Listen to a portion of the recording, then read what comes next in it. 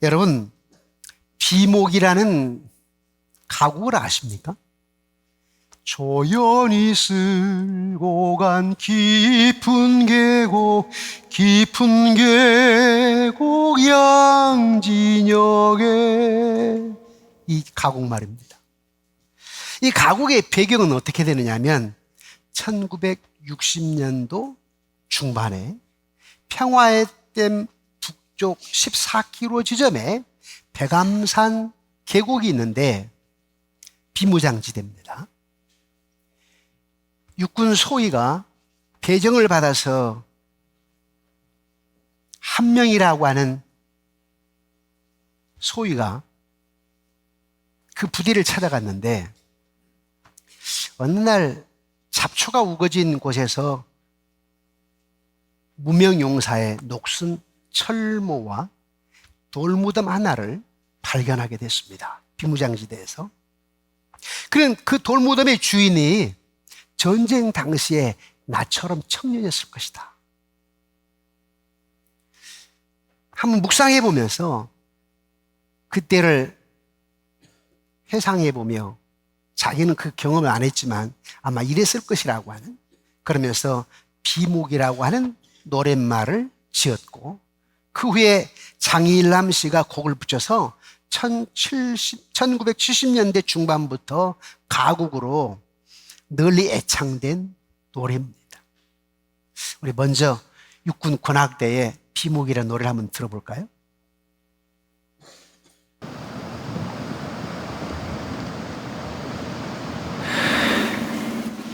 조연히 쓸고 간 깊은 계곡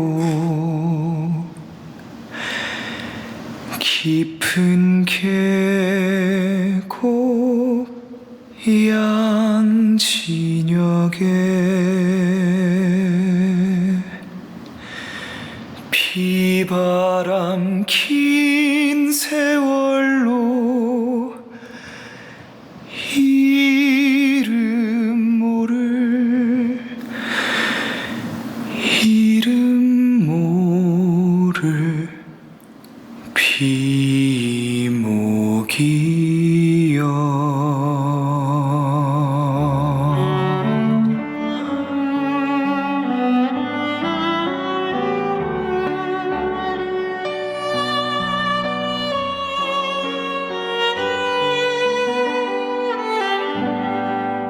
먼 고향 초동 친구 두려운 하늘가 그리워 마디마디 잊기 되어 맺혔네.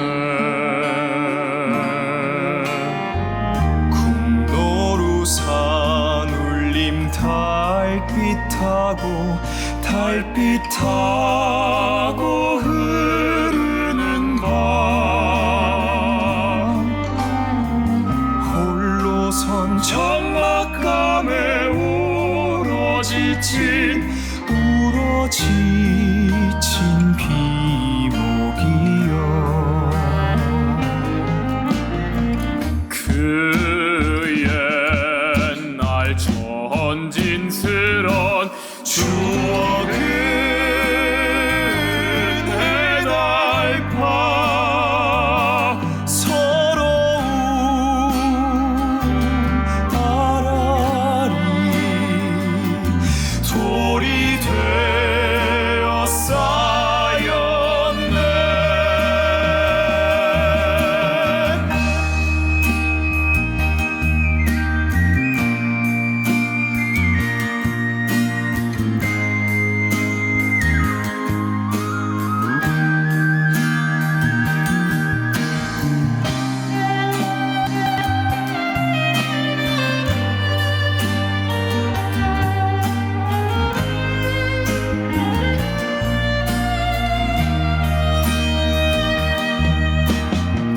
그 옛날 전진스런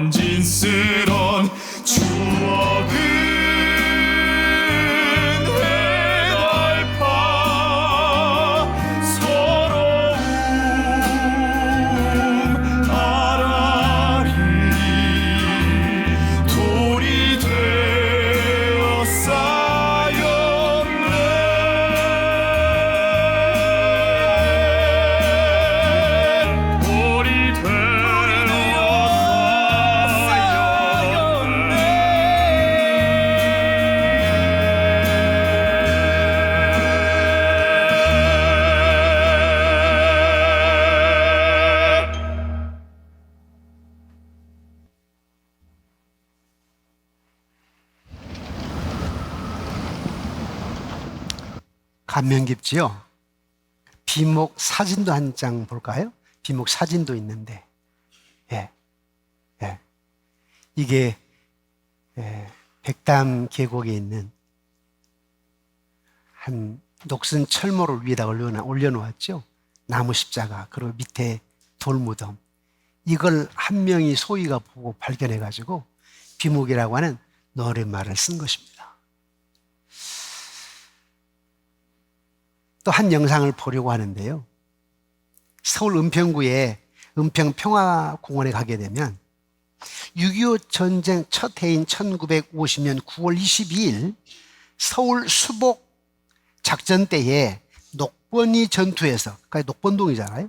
녹번리 전투에서 29세로 전사한 미 해군 대위 윌리엄 해밀턴 쇼의 군복 입은 동상이 있습니다. 사실 제가 가보려고 그랬거든요. 근데 못 갔어요. 못 가고 그냥 영상 인터넷 찾아보고 그랬었는데, 그 동상에는 요한복음 15장 13절에 있는 사람이 친구를 위하여 자기 목숨을 버리면 이보다 더 큰 사랑이 어디 있겠느냐? 없다.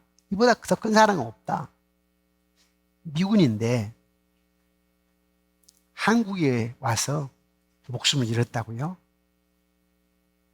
그런데 좀 더 구체적인 제가 설명을 안 드리고 이 영상을 한번 봅시다.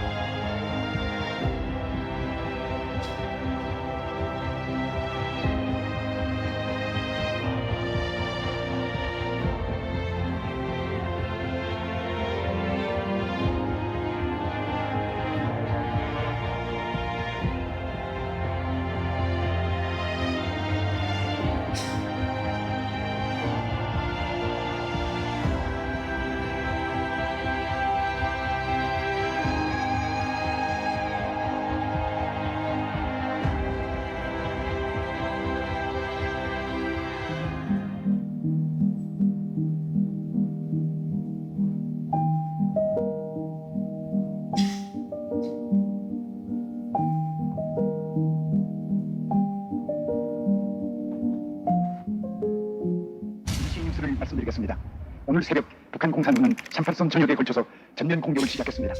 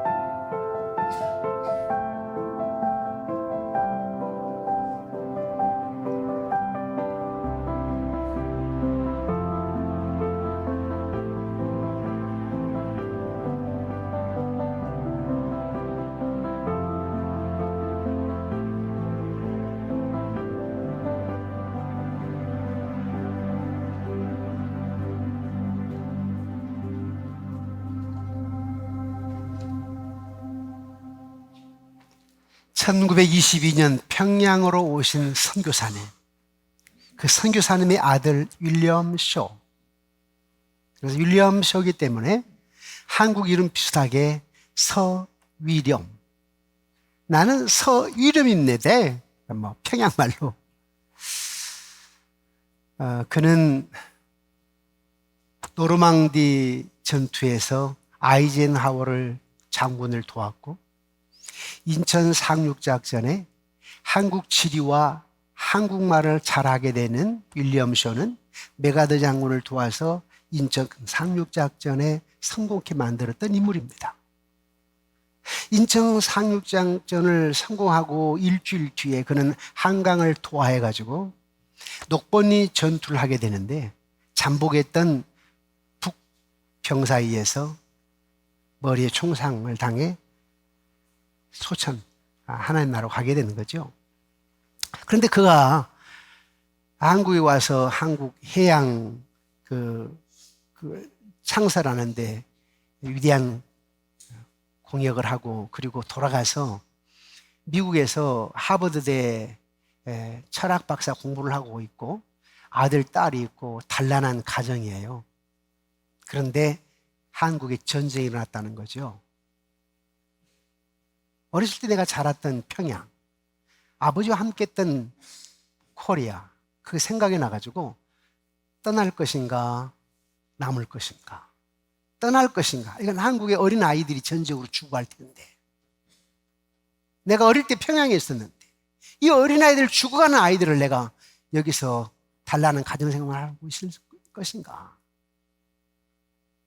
그래서 가정, 아내와 아이들을 처가로 보내놓고 한국전에 참전합니다. 그렇게 해서 인천 상륙작전을 성공하게 만들었고, 그리고 자기가 녹번리 전투에서 떠났지만 그 뒤에 5일 후에 서울을 탈환하게 되지 않습니까? 역사의 현실 앞에는 항상 위대한 헌신자들이 있었습니다.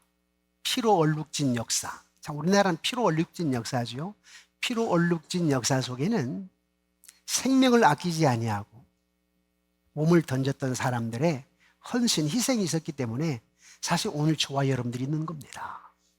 그리고 아까 여러분 선교사님들, 언더우드 선교사를 비롯해가지고 많은 선교사님들을 보셨지만 그 선교사님들이 계셨기 때문에 지금도 영등포 양화진 묘지 가게 되면 선교사님들의 묘가 있는데요. 그 선교사님들의 묘는 하나같이 이렇게 써 있습니다.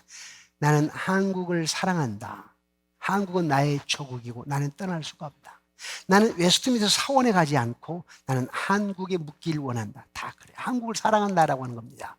그분들이 있었기 때문에 지금 이 땅에 한국교회가 성장하게 되었고 오늘 저와 여러분들이 있는 거 아니겠어요? 이스라엘 역사를 살펴보아도 솔로몬 왕 이후에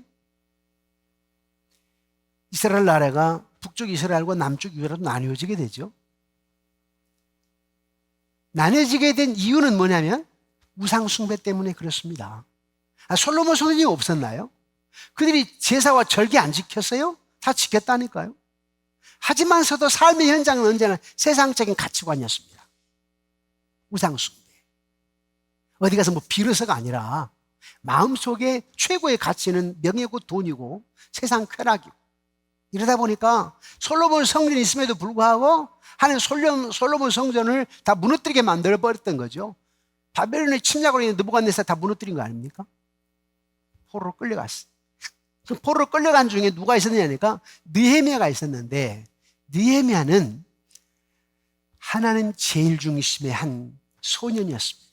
아주 하나님을 전적으로 경외하는 친구였죠. 어른보다 나아요. 어른보다. 그래서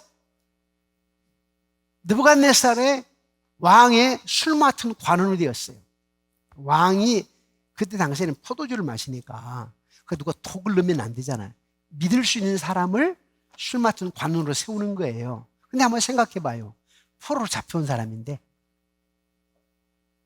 내 입장 같으면 안 시킬 것 같아요. 어떻게 보면 포로로 잡혀왔는 사람인데, 다른 나라 사람인데 내가 자기 나라를 멸망시켰다고 해가지고 안가품할 수 있잖아요. 근데 얼마나 신뢰했으면 그 느헤미야를 술 맡은 관으로 세웠을까? 누가 하신 일이요? 하나님이 하신 일이요. 왜요? 이스라엘을 회복시키기 위해서. 하나님 역사입니다.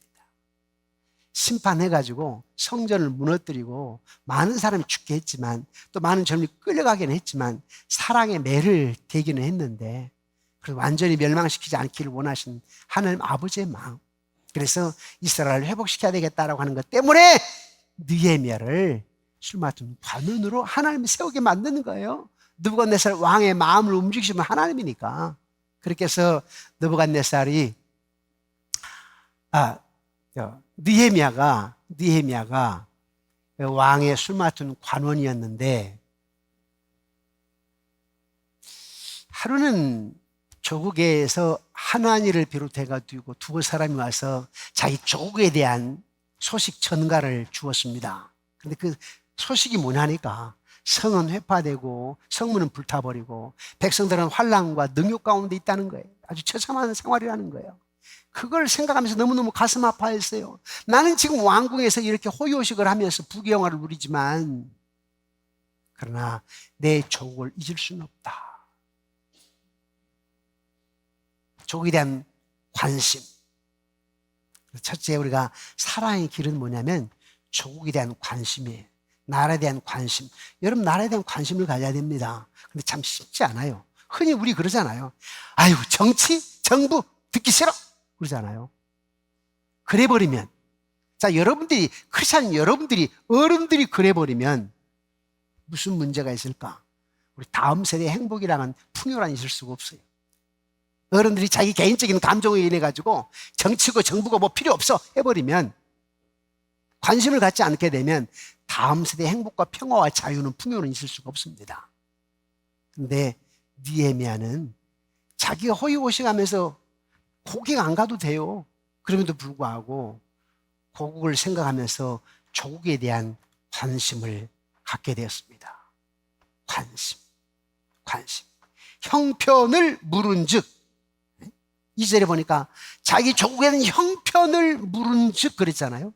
그게 조국에 대한 관심입니다. 그래서 저와 여러분들도 나라에 대한 관심 가져야 됩니다. 정치가 그래도 정치인들이 그래도 저와 여러분들 크리스찬들이기 때문에 관심을 가져야 돼요. 관심을 가져야 그 다음 단계로 넘어갑니다. 어떤 단계냐? 나라를 사랑하는 길은 느헤미야가 조국에 대한 관심을 첫째 가졌고 그 관심 때문에 두 번째 눈물의 기도가 있었던 겁니다. 느헤미야는 조국에 대한 관심과 함께 이어서 눈물로 기도합니다. 조국 예루살렘 성이 회파되고 성문들이 다 불타버렸다는 소식을 듣고 그는 수일 동안 슬퍼하며 눈물로 기도하였습니다. 그 관심이 중요한 겁니다. 대통령이 어떻고 정치인들이 어떻고 무슨 당이 어떻고 우리가 불평하고 원망만 할 것이 아니라 그걸 우리가 알고 나라를 위해서 기도해야 되죠. 저와 여러분 어른 아닙니까? 지도자 아닙니까? 제가 가끔 손자, 손녀를 안을 때 무슨 기도를 하냐면요. 마음속으로는 얘들이 30년, 40년 후에 자유와 평화를 누려야 될 텐데 얘들이 30년, 40년 후에 풍요를 누려야 될 텐데 그 기도하는 마음으로 아이를 안아요. 느헤미야는 눈물로 기도했습니다. 그런데 보통 우리는 원망하고 탓하고 불평만 하는데 느헤미야는 나와 내 아버지 집이 범죄하여 그랬어요. 아니 지도자가 잘못했단 말 안 했어요. 왕이 잘못했단 말을 하는 게 아니에요. 지금 정치인들이 잘못했단 말을 하는 게 아니에요. 지금 느헤미야는 지금 우리가 성이 불타버리고 무너지고 회파되고 포로로 끌려가는 것은 나와 아버지 집이 범죄하였나이다. 우상숭배. 어떤 우상숭배인지 아십니까? 하나님께서 안식년을 지켜라고 그랬는데 안식년을 지키질 않았어요. 안식년을 지키는 이유는 뭐냐면 먹고 마시는 거 누가 주었냐 이걸 가르쳐주게 한 거거든요.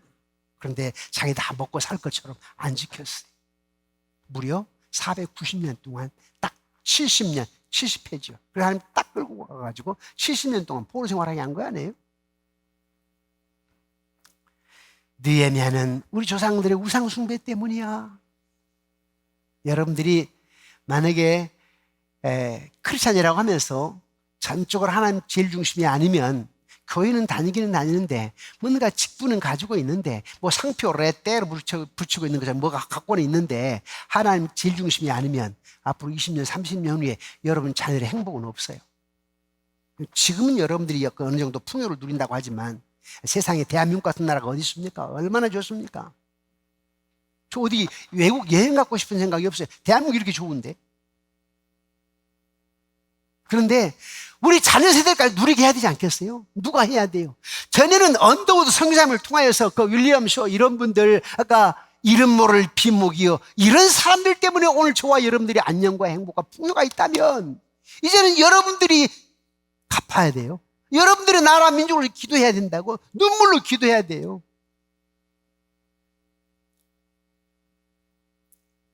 가끔 제 카톡방에도 대통령을 비난하고 뭐 욕을 썼더라고. 욕. 뭐 비판. 또 당. 뭐 이런 것들이 올라와요. 근데 어떤 목사가 올린 경우도 있어요. 아유, 정신없는 사람. 한편으로 당신의 설교를 듣는 교인들 참 불쌍하다 싶을 때도 있는데, 엊그제도 그게 올라왔어. 제가 글 하나 올렸어. 디모데 전서 2장 1절 2절. 그리스도인이라고 하게 되면 나라 임금을 위하여, 지도자를 위해서, 모든 사람을 위해서 기도해야 된다. 올려놨어. 비판할 수도 있어요. 탓할 수도 있어요. 그러나 기도하지 않으면 안 돼요. 기도하셔야 돼요. 기도. 사람의 마음을 움직이시면 하나님이시고 역사의 쳇바퀴를 돌리시면 하나님이시기 때문에, 우리의 기도를 응답하시거든요. 기도해야 돼요. 여러분, 일제시대에도 전국 방방곡곡에 교회가 새벽마다 밤마다 산꼭대기 깊은 계곡마다 다 부르짖 기도해가지고 우리 민족의 해방과 독립을 맞이한 거 아니에요? 눈물의 기도로 말미암아? 여러분, 6.25 때 어떤 일이 있었느냐면,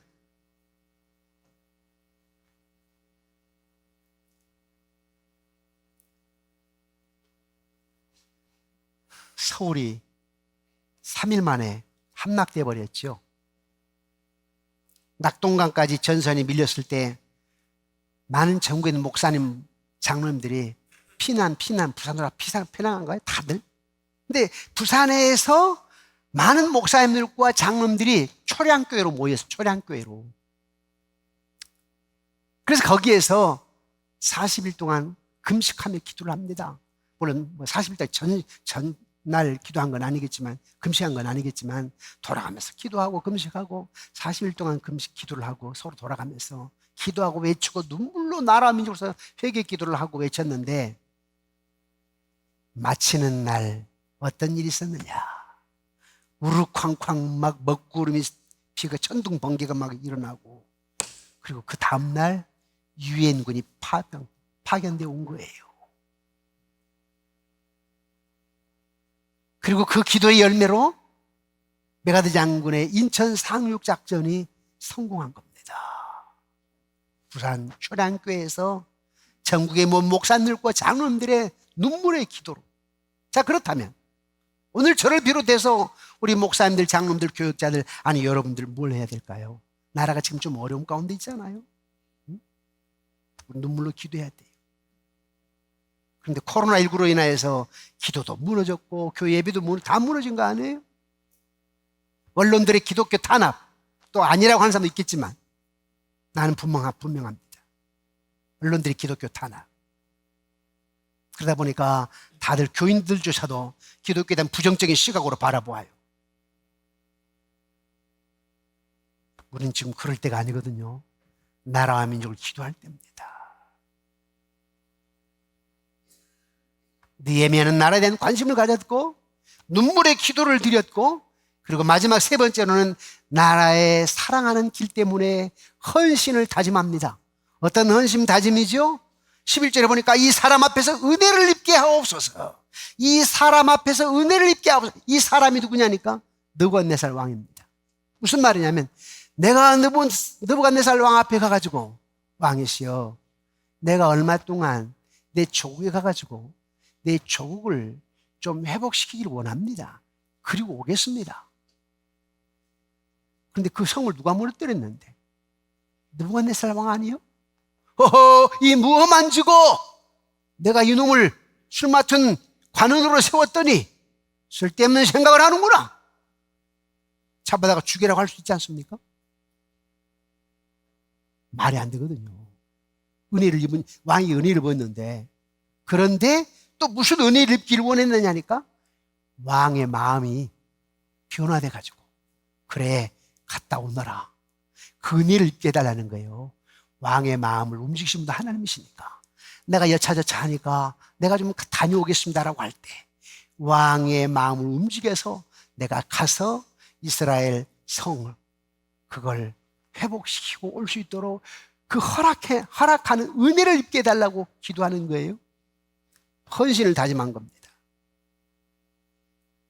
그래서 느헤미야가 거기에 돌아가 가지고 나라 회파된 성 이걸 회복하는데 이력을 담당하지 않습니까? 이제 우리가 조국 대한민국을 위해서 헌신해야 되는데, 여러분 다시 한번 말씀을 드리지만 대한민국 역사라고 하는 것은 피로 쓴 역사입니다. 그 중심에는 언제나 항상 누가 있었다는 거예요? 기독교인이 있었다. 선교사가 있었다. 목사님의 아들 윌리엄 쇼, 언더우드 등등. 요즘 차별금지법, 저출산 심각하죠. 우리 이 문제 앞에 여러분들 기도하셔야 돼요. 그리고 차별금지법 막아야 됩니다. 혹시 여러분들에게 카톡이 와가지고 차별금지법 반대하고 서명 좀 해달라고 하면 해야 됩니다. 여러분 하셔야 돼요. 잘 안 하시잖아요. 그리고 목사도 제가 사실 차별금지법 앞장서 반대하는 사람이거든요. 그래서 강의를 해가지고 영상으로 나오기도 하고 학교 아이들에게 강의하기도 하고, 우리 교회에서 작년 재작년에 제가 설교했잖아요. 차별금지법에 대해서. 그래서 우리 교단은 압니다. 차별금지법 앞장은 기론평 부산대 교수님이나 조영길 변호사나 조성길 변호사나 이분들이 압니다. 그래서 우리 교회 와서 세미나도 하고 그랬지 않습니까? 당신 무슨 일이 있게 되면 저를 부르지요. 가서 한다고. 7월 1일 날 서울시청 앞에서요, 차별금지법 반대, 기론평 또 조영길 변호사 또 한국의 각 교단장 목사님들 또 저도 가서 서울시청 앞에 가서 차별금지법 통과시키면 안 됩니다라고 반대를 좀 할 거예요. 왜 그런지 아세요? 차별금지법 통과시키게 되면 여러분 종교의 자유를 잃어버립니다. 내가 강단에서 기독교만의 생명의 종교입니다 하게 되면 벌금 때립니다. 자, 한번 보세요. 자, 500만 원 벌금 물었어. 자, 우리 장로님들 처음에는 벌금 내시겠지. 근데 또 벌금을 물어. 이제 그 배로 돼 1,000만 원. 또 그럼에도 내가 기독교만의 생명의 종교입니다라고 하면서 기독교만이 복음입니다라고 하게 되면 또 벌금 때릴 거 아니에요? 그때는 2,000만 원. 그럼 솔직하게 우리 장로님들 처음 500만 원, 1,000만 원, 2,000만 원, 3,000만 원. 썩 기분 좋지 않으실 거예요. 그러면서 갈등이 생길 거라고요? 한국교회를 이렇게 만들어 가려고 할 겁니다. 차별금지법 통과시키면 안 됩니다. 왜 그런지 아세요?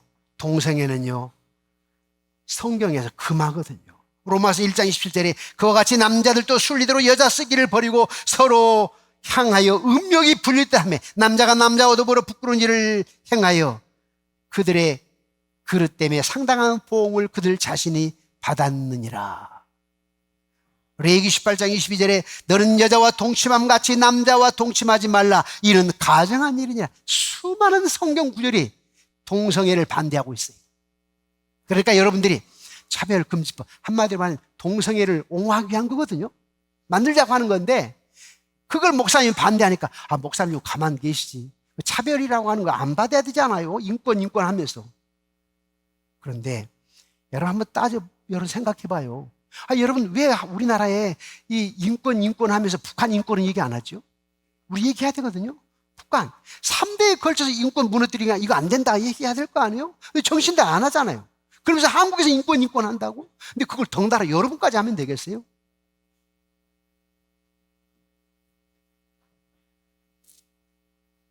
여러분, 동성애는 태어날 때부터 DNA를 가지고 태어났다고 했는데 캐나다의 라이스 박사 연구팀이 연구를 해보니까 아니요. 태어날 때부터 동성애 DNA를 가지고 태어난 거 아니다라고 발표를 했죠. 또 미래 건강 때문인데요. 국민들의 미래 건강 때문인데 이게 동성애 하게 되면 에이즈 환자, 다 남자들, 동성애자들이 에이즈 환자가 되는 거 아니에요? 지금 우리나라 에이즈 환자가 얼마나 되는지 아세요? 2만 명이 넘습니다. 2만 명. 그런데 한 명당 나라에서 에이즈 환자에게 치료비를 얼마 되는지 아십니까? 약 4천만 원. 이거 생각 못 하셨죠? 한 사람이 에이즈를 걸리게 되면 나라에서 치료비를 대는데 그 치료비가 4천만 원이라니까요. 2만 명이 넘는다니까. 여러분 세금 더 걷어야 돼. 갈수록 이제. 지금 차별금지법 통과시켜가지고 동성애 더 많아지게 되면 에이즈 환자는 더 많아지게 됩니다. 그 치료비를 국가에서 대야 될 텐데 여러분 세금 더 뜯어가야 돼요. 이거 억울한 일 아니에요? 아니 다른 것도 아니고 뭐 굳이 하는 것도 아니고 누구 돕는 것도 아니고 에이즈 환자를 위해서. 그러니까 여러분 차별금지법 반대해야 돼요.